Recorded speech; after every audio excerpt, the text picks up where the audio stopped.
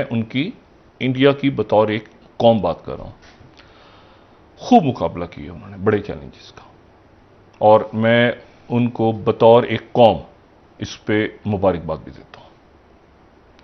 ایک ہی وقت میں جنگ بھی چل رہی ہے, اسی وقت میں جو ہے وہ ملک میں کووڈ پھیل گیا, اسی وقت میں جو ہے وہ بے شمار لاتعداد مسائل کھڑے ہوئے, اپنے لوگوں کے اندر انہوں نے وہ دم پیدا کر کے رکھا. تو یہ ہمیں بہت کچھ سیکھنا بھی چاہیے. ایک جنگ بھی چل رہی ہے, بڑی جنگ, ڈپلومیسی بھی ساتھ چل رہی ہے. یہی نہیں بلکہ ویکسین کے بعد جسم سے بجلی کی پیداوار بھی شروع جو ہے وہ کر دی جائے گی. لوگ جعلی ویڈیوز بناتے رہے ویکسین کروانے کے بعد بازو کے اس حصے پر جہاں پر انجیکشن لگایا جاتا ہے وہاں پر بلب رکھ کر اسے جلانے کا دعویٰ بھی کرتے رہے.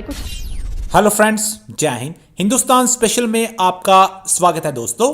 جیسا کہ دوستو آپ نے کلپ میں دیکھا, پاکستانی میڈیا بھارت کے اس مہاماری کے خلاف لڑنے کے جذبے کے آگے نتمستک ہے. بھارت نہ تھکا نہ ہارا. بھارت نے اس مہاماری کے خلاف اپنی جنگ جاری رکھی. بھارتیہ اس مہاماری کو ہرانے میں لگے رہے اور اب انہیں سفلتا ملنی شروع ہو گئی ہے.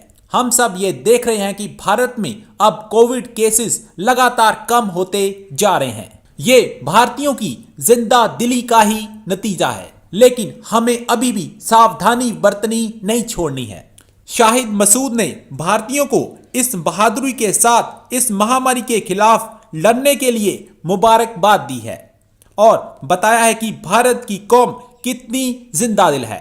پاکستان کو بھارت سے یہی سیکھنا چاہیے. آج کی ویڈیو میں پاکستانی میڈیا نے اور کیا کہا, so guys let's start this very interesting video.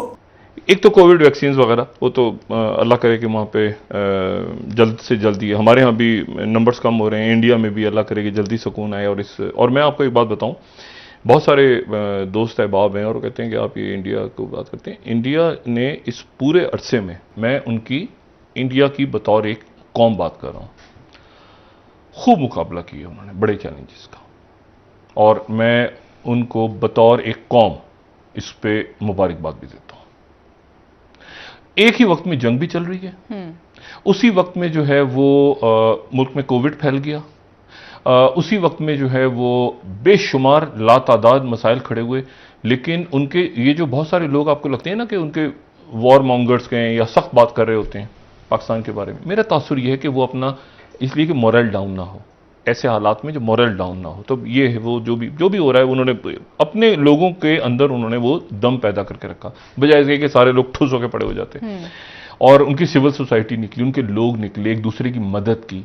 تو یہ ہمیں بہت کچھ سیکھنا بھی چاہیے. ایک جنگ بھی چل رہی ہے, بڑی جنگ, ڈپلومیسی بھی ساتھ چل رہی ہے, یہ بھی چل رہا ہے, وہ بھی چل رہا ہے. قوم بطور قوم ان کے جب دیکھتا ہوں ان کے لوگ نکل رہے ہیں, ان کے این جی اوز نکل رہی ہیں, ان کے ڈپلومیسی کیسے ہو رہی ہے, کس طرح کرنا ہے انہوں نے, یہ پوز میں بیچ میں آپ وہ بہت جو ہے نا وہ اس بحران, ایسے بحران نہیں پھر قوموں کو آگے بتاتی ہے نا کہ قومیں آگے نکل رہی ہیں پیچھے نکل رہی ہیں. تو قوم بطور قوم انہوں نے ان سارے بحرانوں کو اچھا فیس کیا. اب ہوتا کیا ہے کہ وہ جتنے زیادہ اب نوٹ, مطلب پاکستان میں نوٹ چھاپنے شروع کر دیے. نوٹ جتنے زیادہ چھاپیں گے اتنی ان نوٹوں کی حیثیت کم ہوتی جائے گی. مطلب زمبابوے میں 2000 کی دہائی میں ایک ایسا وقت آ گیا کہ لوگ بوریوں میں زمبابوے کے لوگ ڈالر لے کے جاتے تھے, اور ڈالر لے جا کے وہ وہاں پر خریدنے کی کوشش کرتے تھے کہ ہمیں راشن مل جائے یا کچھ چیز. میں زمبابوے کا ڈالر جو تھا اس کے وہ ڈالر $1 ٹریلین تک ان کی ڈی ویلیویشن جو ہے وہ $1 ٹریلین تک چلی گئی تھی. یعنی $1 ٹریلین جو ہے وہ برابر ہے, زمبابوے کا $1 ٹریلین جو ہے وہ 40 سینٹ کے برابر ہے امریکن. $1 ٹریلین, زمبابوے کا $1 ٹریلین 40 امریکن سینٹس کے برابر ہے. اتنا آپ سوچیں, 1 ٹریلین نہیں, آپ ذرا سوچیں نا اس کے نوٹ کس حساب سے.